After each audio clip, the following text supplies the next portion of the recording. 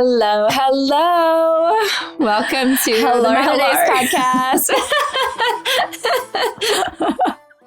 I love your hello. It's my favorite thing. I know. I'm always helloing. I don't know where that came from, but it's stuck. Now we're just doing it. I don't know. The hello, guys, hello. Daisy, it's so cute. Have we been doing this from the beginning? Have we just always? I think we started it. I feel like you did start it. Yeah. It sounds way weirder in my accent. Hello. No, it doesn't. That is not what you sound like, you crazy person. Hello. Oh my God. Mark always says that I go like way more Australian when I'm in America. I'm like, oh yeah, mate, you know, I'm an Aussie, yeah. Oh yeah. And he's like, why do you do that? And I was like, I don't realize I'm doing it. It's obviously subconscious, and I just really lean so heavily into the accent. I love it. I love your accent.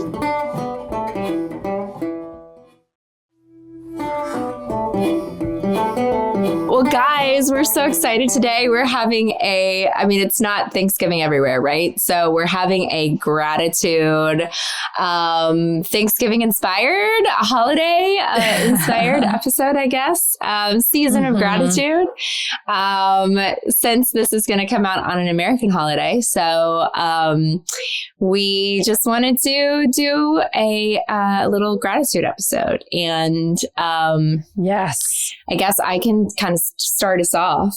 Oh, Sarah has an amazing story. Yeah. And so much to be grateful for. I think we're having little celebrations now.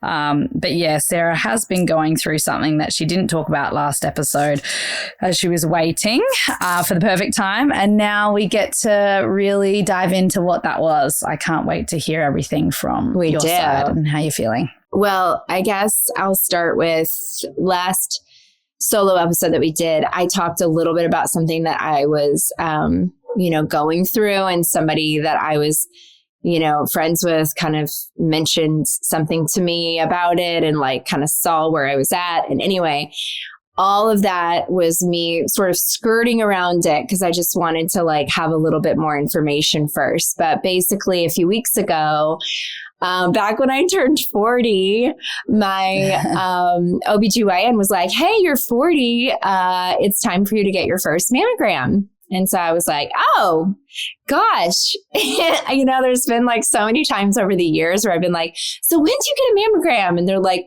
oh, you're way too young for that. And now I'm at the place where they're like, oh, it's time. And I'm like, okay. Okay. I've crossed the threshold. Okay. I've crossed the threshold of, you need to go do that. So I guess it's like, if you guys that listen know that I'm pretty proactive with my health anyway. And I always go get my physicals done, and I'm like, eat healthy and work out and all that stuff. So I was like, oh, great. I just got like a big physical. So adding mammogram to the list is going to be great. I know, I have had an MRI recently. Like, I know I'm good. So I go in and get the mammogram, and I leave there, and they're like, oh, just so you know, like, you'll hear from us it's like a Monday. They're like, you'll hear from us on Friday. By any chance you hear from us in the first like 24 to 48 hours, it means like that we've seen something and we need to like get in touch with you. Right. And so I was like, oh, okay, great. I'll hear from you Friday.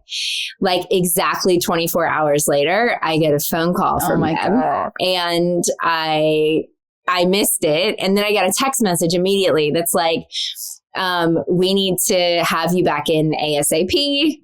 And call this number. So I call the number, and the woman's like, Sarah. Oh, yes.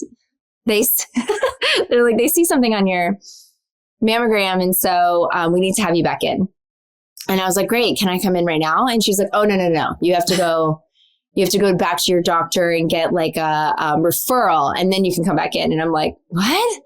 Okay, that feels like that's going to be a long time. Okay, well, can you like put me down for a holding spot or something? And she was like, no, the referral has to come in first, and then we can book your appointment. And I was like, okay.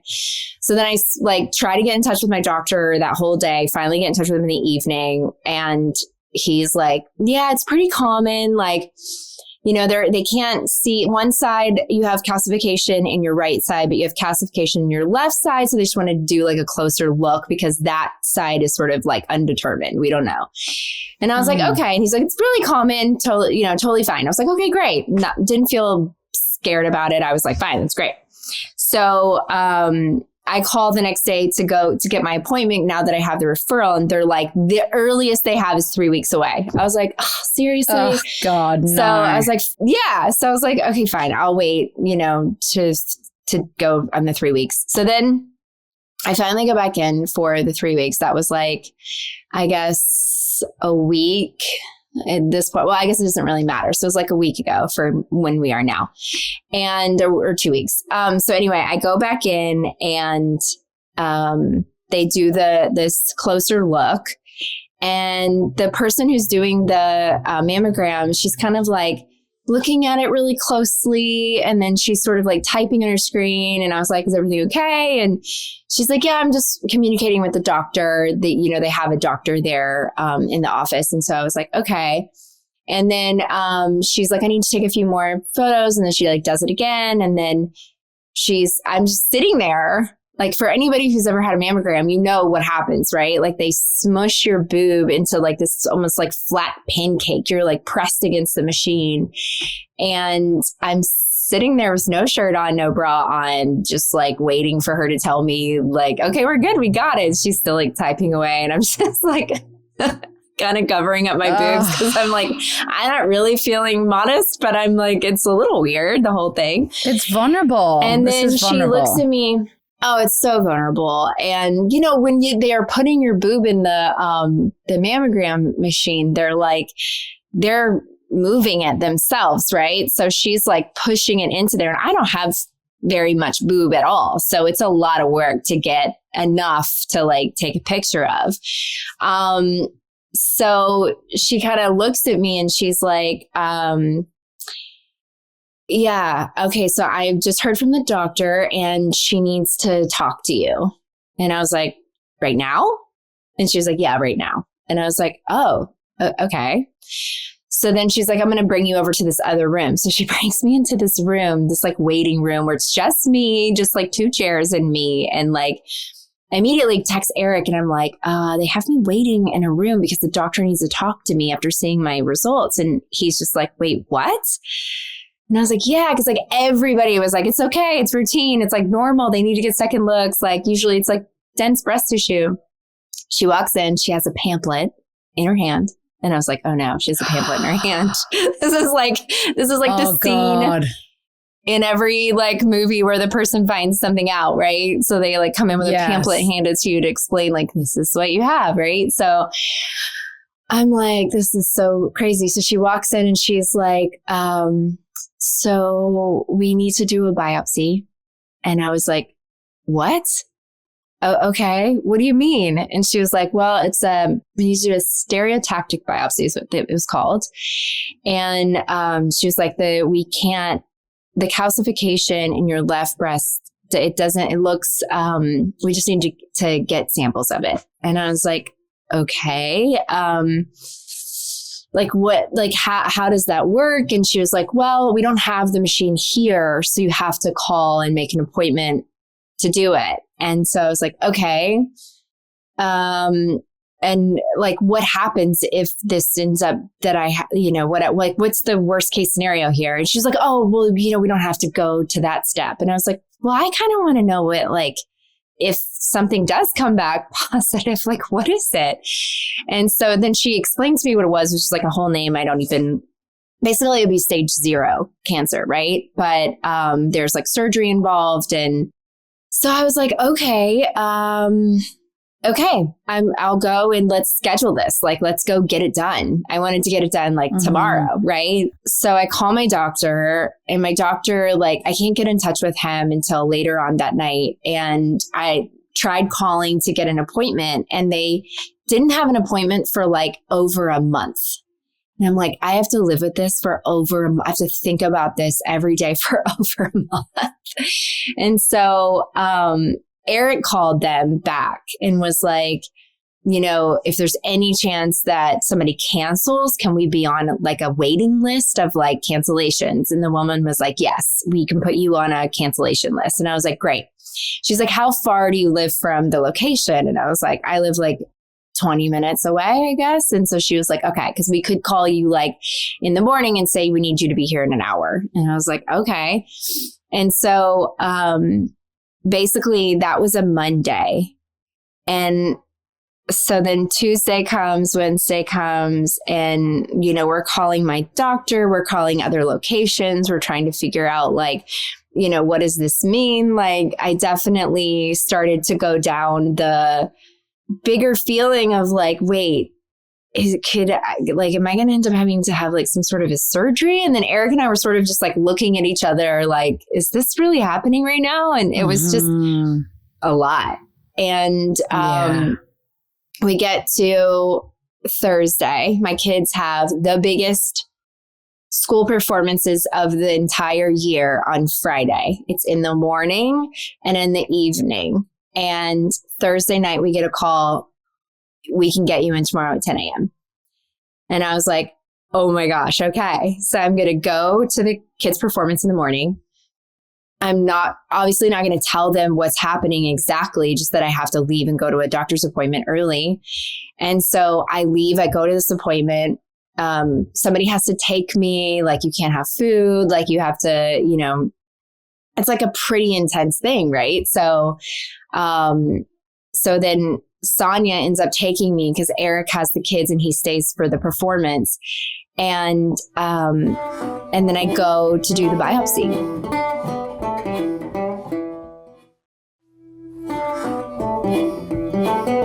Can you talk us through the biopsy? Because I think a lot of people hear the word biopsy, but they don't actually understand what that entails.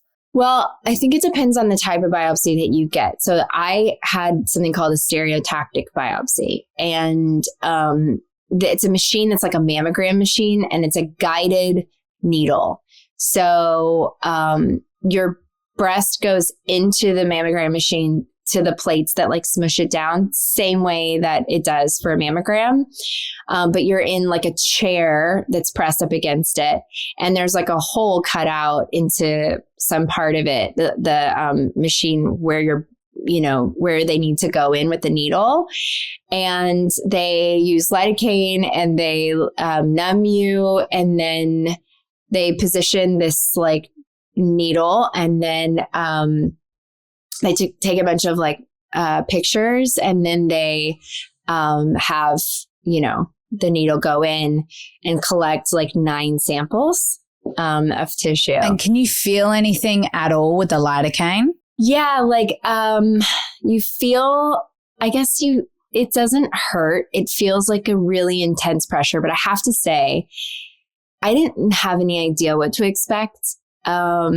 I was pretty scared. I think I had been putting on like a brave face until I got in there. And then all of a sudden I was like kind of shaking inside, just like, wait, this feels really intense. And then the nurse was so nice, and she held my hand through the whole thing. And like my hand was in my lap, and she kept like putting her hand under the table into my lap and like holding and squeezing my hand. And because I think she could just tell. And I couldn't look at the needle.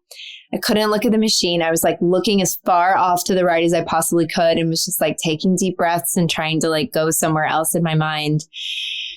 And they were so great. They were so loving and wonderful and helpful, and like walked me through the whole thing.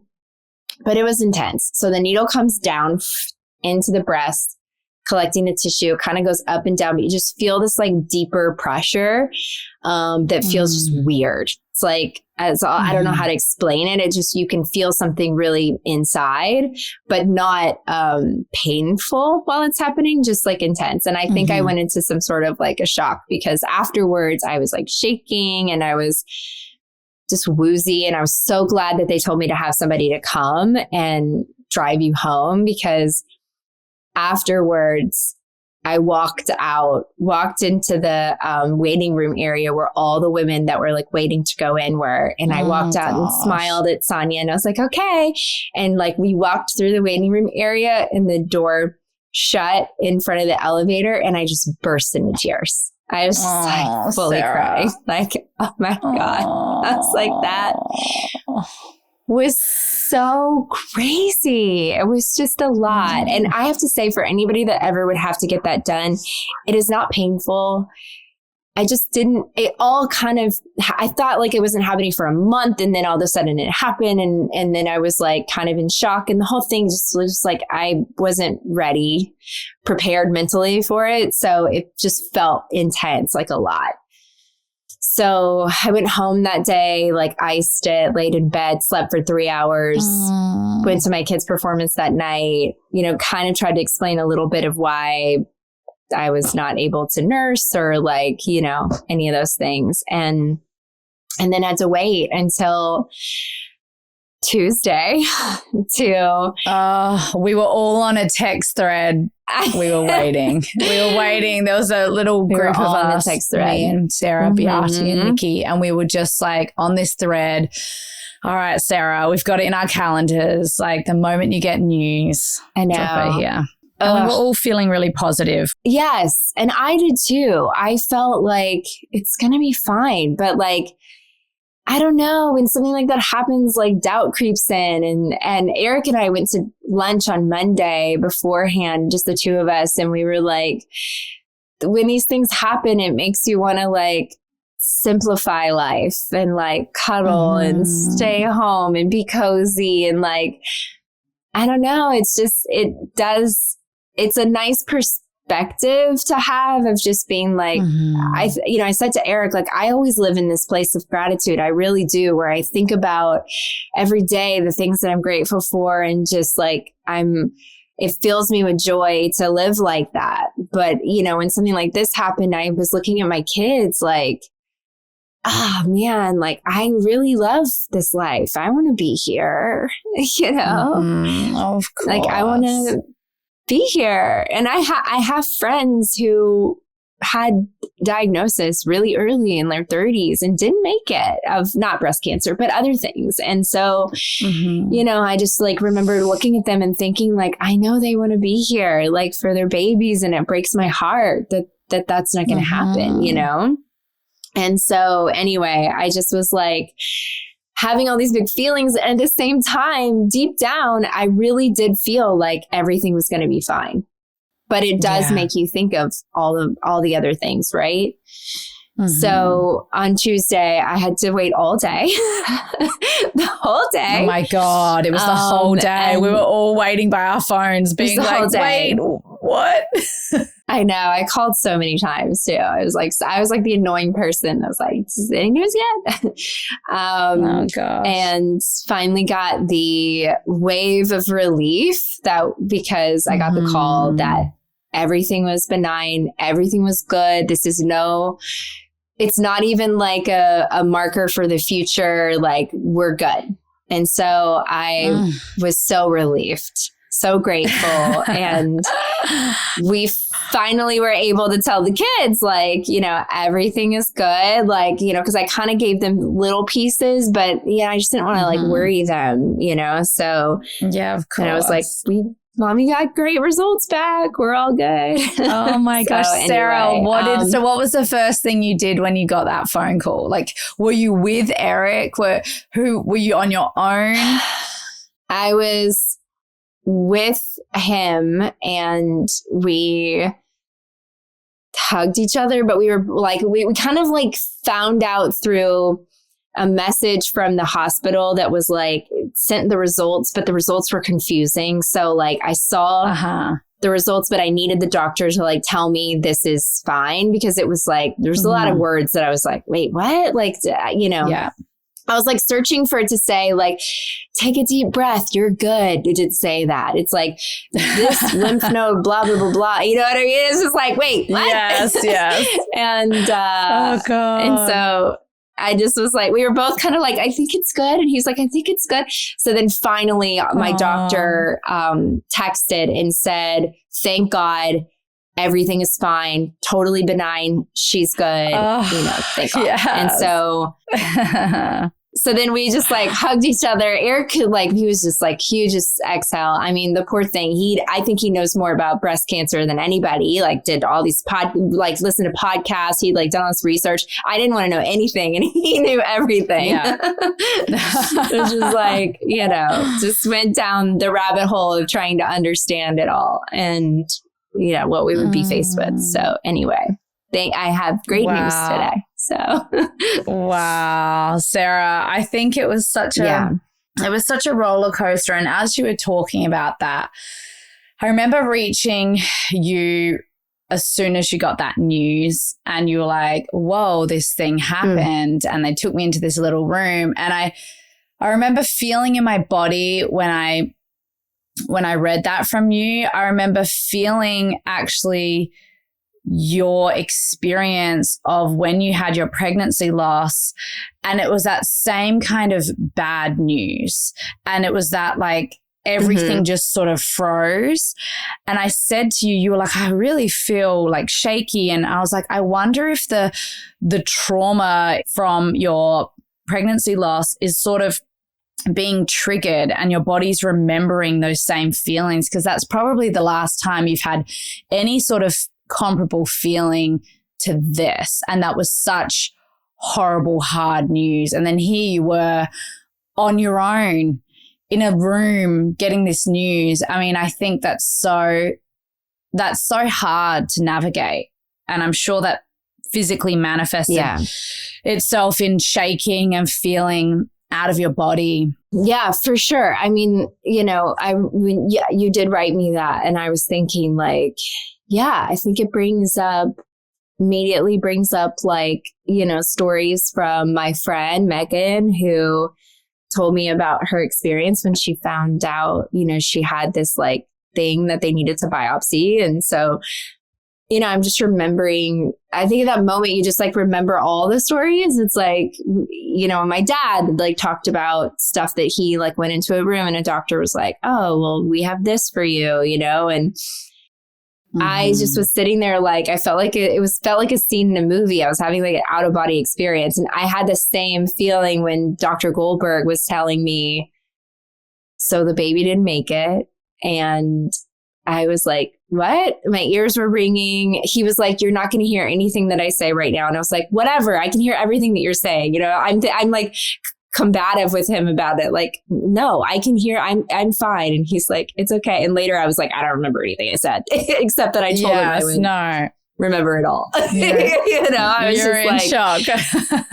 Totally in shock. And I don't know. It's just like, I think it's a great reminder to just like be proactive about your health and, staying on top of it. And also, that if you can hold on to those like beautiful moments when you're sort of just staring off and going like, wow, look at my kids and look at my life and my family and look at that, the way that the sun shines through the windows and onto the floor and how it brings me so much joy. And, those things there's nothing, I don't know. It's just like, it really is powerful to have those moments. And so, it was a lot. It was a lot. Oh and gosh. By the way, that is what I was talking about with that, my dance instructor at my kid's school. When I walked into the room and all the moms were walking around, he was like, you're here. This is what I was talking about in our last solo episode. He was like, I see you, you're here, but mentally you're like somewhere else. And I was like, yeah. And that's because I had just gotten that news. And so, yeah. And then I had to have the biopsy. So I was just like, yeah, I'm definitely not. I'm mentally somewhere else right now, for sure. This is a shock. I'm in shock. As this was happening, I was staying at Frankie's house sort of during a lot of this. And I was consoling Frankie, who was in tears because she had a friend who didn't have the positive results. And her friend has like stage 4 cancer, breast cancer, and was jogging and felt pain in her breast. And she's a mother. Oh. She's got a little 3-year-old daughter. And she's already started having those conversations with Frankie about like, I so hope my man meets like the woman who's going to raise my child. And we were talking about it and just crying. As you were telling that story, I was thinking about just the hundreds of women who have a story like that. But then the call is, I'm so sorry. This is what we're looking at. And, you know, you went out there and you were so generous to walk out of that biopsy with a big smile on your face, looking around at this room full of women who are waiting to go and have their experience. And they're all feeling the same way. And maybe a handful of them got really terrible news, but you were so generous in that moment to be like, it's all good. Like that was totally fine. And you held it together to fall apart until after you're away from them. And I just think that that's such a testament to who you are and your spirit. And you're such a beautiful person. And even though I knew so deep down inside of me that it was going to be positive feelings, I also got wobbly about it. I also thought about, all right, what does this look like? How do we support if there is something that comes back? You know, you just as friends, you just go into that like warrior-like mentality, right? This is how we'll handle it. This is we can handle everything. And so we all got really lucky, and we also recognize that there are so many other people out there and that they didn't get the happy ending to their story. So I think it's so impactful, Sarah, that you were willing to share this in such a vulnerable and open way, because I'm sure it's going to provide comfort for other people going through scary situations. And I just appreciate you and I love you, and I'm so happy that we're all good. All good. I know. All me too. Good. I'm so grateful. Yeah, it was very, very, very grateful. And, you know, it's nice to like to now be on the other side of it and to be able to go like, okay, like that was a lot, but we're okay. And thank you for everything that you said, and I so appreciate the support. Like, it's really nice to have your community and your friends and loved ones that, you know, are there and ready to like jump in and help you navigate it. 'Cause it's a lot. It's a lot. Yeah. The last time that we were on, you were not in Australia. So now we got to tell everybody that you're in Australia. Yeah. So I'm in Australia. I'm in Australia now. Now I can actually talk about it because we're finally not on strike. SAG came to an agreement, so we're not on strike, which is great. Well done to our negotiating committee. I'm in Australia. I'm shooting a really amazing TV show right now that I fully manifested. I think I talked about this earlier on the podcast. I held a manifesting night for a bunch of girlfriends earlier this year. And one of the things that we did as a part of the process, so we started with, you know, we talked about our self-limiting beliefs, and then we like wrote them all down, and then we burnt them in my fire pit, and then we all started cutting out pictures. And as we were putting the photos on our manifest board, we were saying like, I am my most abundant self. I am healthy. My, my mind is clear. I'm meditating every day. I'm in a great health and wellness routine, whatever it is. As we were cutting out the pictures, we would all say that out loud. So it was a really cool, fun night. And then at the end, we do a share. So we share our poster as though it's already happened. So we would point to various pictures, and I had my friend Bruna Papandrea on mine. She was one of the people that I had, as well as a few other directors, which I told Sarah earlier. There's something circling, which even if it doesn't go my way, I'm like, oh my God, that person was on my manifest board. Anyway, so I had put Bruna on there because I had such an amazing experience working with Bruna on warm bodies. And I'd seen a lot of her stuff. She did Big Little Lies and Nine Perfect Strangers, and I'd seen a lot of her stuff, and I was like, I really want to work with Bruins again. And I happened to bump into her at this dinner, and I was like, right, this is it. We're totally there's something that's going to come up anyway. So there was, in my share, I said, I'm working on this amazing show with Bruno, and I'm so excited. And it's like perfect, Nine Perfect Strangers. It's a bit like, Big Little Lies. Anyway, so I ended up getting a text from Bruno like 3 weeks after I did this evening. She's like, I've got a script for you. And I was like, oh, do you? And then she sent me the script. It was this movie called Addition. And it wasn't the show that I had sort of called in. I wanted this like big show similar to Big Little Lies. And I was like, okay, this is a smaller movie. And I remember at the time my American team's like, it's an Australian smaller movie. Is anyone going to see it? Like, should we try and get a big US show? And I was like, no, you know what? I really want to work with Bruna. And I love the script was amazing.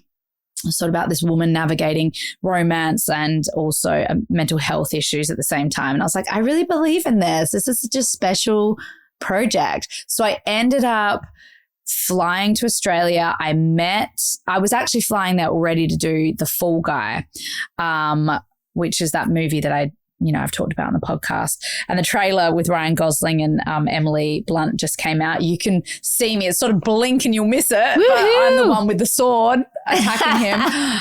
And you can sort of see me in the background of one of the other clips in the trailer if you guys want to go check it out. It comes out March the 1st. Anyway, so I end up meeting the director on Addition, loved her. We had such a great meeting, actually right around the corner from where I'm staying, like 2 streets away, I met her. And every time I walked past with the kids, I was like, that's where I met Marcel. And I ended up shooting this movie. Addition, had the most liberating experience. It was amazing. And it was such a good reminder to follow that gut. We talked about that, on the previous episode, like letting your feeling state lead you. And that's what I did with Addition. I was like, I'm going to do this. And I also know it's going to crack open other opportunities. So while I was shooting Addition, Jodie, who is Bruno's producing partner, was like, oh, we have an amazing role for you in this TV thing. And at the time I was like, what could it be? Is it the sequel to Nine Perfect Strangers? And in my head I was like, oh, I think it's got something to do with Nine Perfect Strangers or Leanne Moriarty, the author of that. And I was like, oh, I just assumed it had something to do with the sequel. And so I'm talking to my team and I'm like, I think maybe it could be the sequel of Nine Perfect Strangers. I'm not sure. And then I sort of didn't hear anything. And then we entered into a strike and then I get an email from Jodie being like, okay, I'm sending you a script. And it wasn't Nine Perfect Strangers. It was this other script called The Last Anniversary, which is based on the book by the same author of Big Little Lies and Nine Perfect Strangers. Leanne Moriarty, exactly what I called in. I actually screamed. It came into my email. I was like, ah! If I need any any confidence, any validation. Yeah. Any validation that this work is powerful. It really is. It truly is. And it was funny. It's like we talk about how the universe sometimes it'll seem like something's going one way and then there'll be a test and it looks like it's all falling apart and going away altogether. And you're like, wait, what? And then it ends up still coming through right in the final hour. Well, that happened on this experience. It seems like I was going to do it. And then, I have my US team who likes to weigh in on things. And so then it was like, maybe I'm not going to do this. And I was in my heart of hearts, I just knew this is my show. I'm meant to be doing this. All the people that I've been talking about are involved in this. Nicole Kidman's company is producing it. I was like, this is my show. I'm supposed to play Sophie. I love the book. I love the author. It's shooting in Sydney. I've been talking about wanting to work in Sydney over the summer. We love North Bondi, which is where we're staying. And I ended up just going with my gut, and I was like, this is it. I'm doing this show. And so that's why I'm here in Australia. I start shooting on Monday. And it feels crazy. It's just another reminder to keep leaning into this part of myself. That's the feeling, following the feeling, following the gut, the intuition, and also having the courage to ask the universe for the things that you want and not feel guilty or not. And, you know, my husband's always like, you always have a but on the end of career stuff. You're always like, I want this thing, but I know. I'm not sure I'm worthy. And it could be this. Like, get rid of the but. Yes, it could be this. Yeah. I'm happy to take just this smaller role. Or Mark's like, why is it the only area in your life that you have the but? Like, liberate yourself from that. Like, just lean into it. And as Sarah says, like, why not you? Why not you? So here I am. That's why I'm in Australia. I'm working with the best people. Oh my gosh. And there are 3 vegans on set, which is a rare occurrence. We've all been vibing out. It's so good. I'm like, oh my God, I got my vegan homies. So we've been checking out all the local restaurants.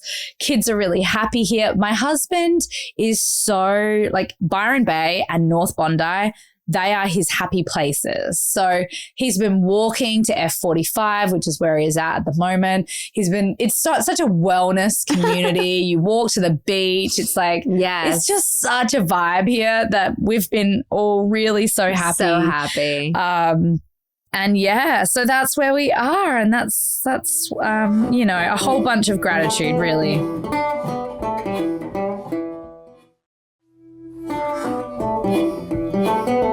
That actually makes me think, I put something out on our Instagram that was like, you know, because everybody was asking about the book that we're reading. And so I wrote something that was like, oh, should we start like a Dazey book club? And because everyone's writing us back, by the way. So like Teresa's been in flight and at work, so she doesn't know that you guys have been DMing us this week. But everyone has been DMing us and saying that they want to know the book. Also, they want more spiritual talk. They want more of this. Oh Love it so much. Yes. Well, we only had one person who said psychic stuff is for the devil. And I was like, well, all right. It was my mom.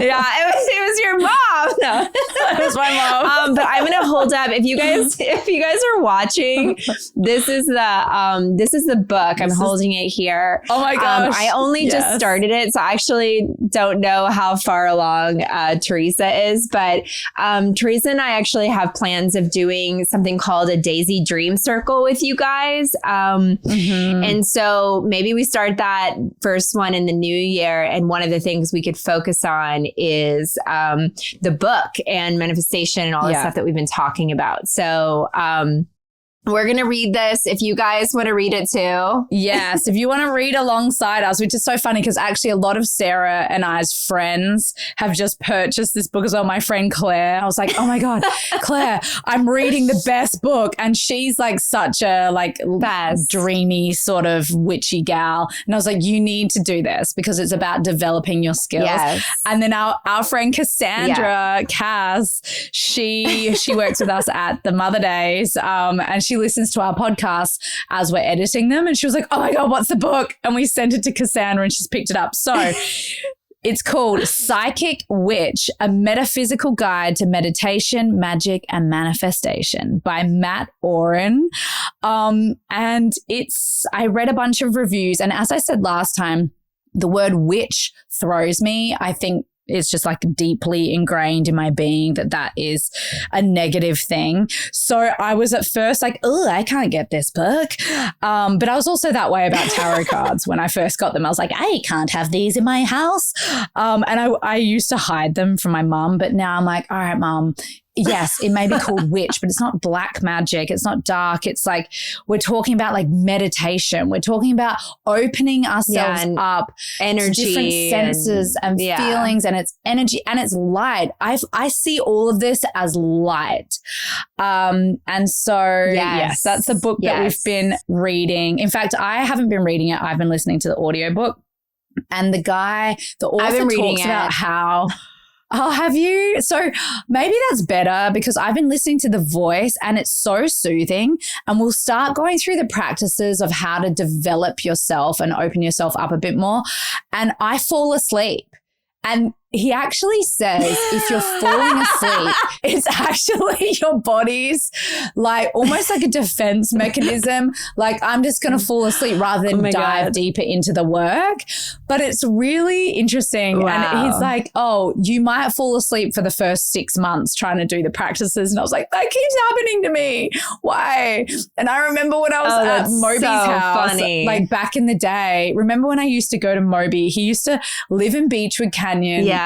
Around the corner from where Mark and I were living.